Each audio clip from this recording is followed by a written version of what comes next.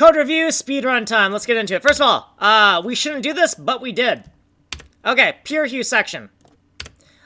RGB to lean 256. We made a mistake right here. We fixed it with a floor.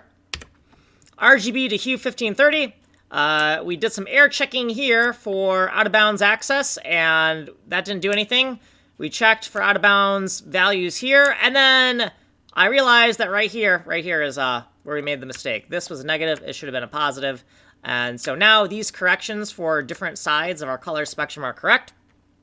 And this error checking was what alerted me to the problem right here. Okay, Purehue RGBA hex to bin3 RGB. So let's go down here. We were getting this error here, so I added logging information to figure out what the value was. File 196.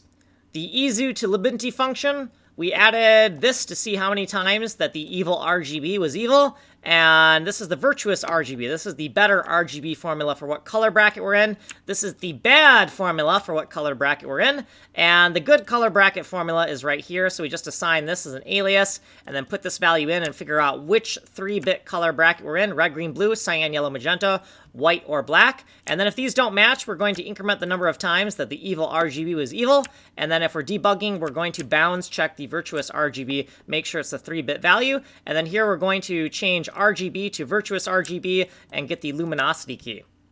Okay, in this function right here, we added this here so that we could get some statistics on how many times we screwed up, and then we log it out here at the end of the level parsing code.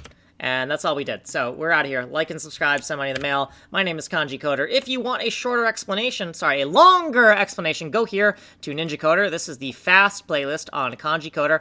Ways to get a hold of me are down here. The source code is here. Like and subscribe, send money in the mail. My name is Kanji Coder. I'm working on Atomic Ivy MMO. It's a fully destructible fractal geometry bomb game, and I'm making the engine from complete scratch. The only third-party library I use is UPNG. We don't use any stupid-ass frameworks or, you know, we don't use NPM. We don't do a lot of stuff, okay? We're not your typical Java programmer. So just because you hate Java doesn't mean you'll hate my shit, because I write in a C99 style.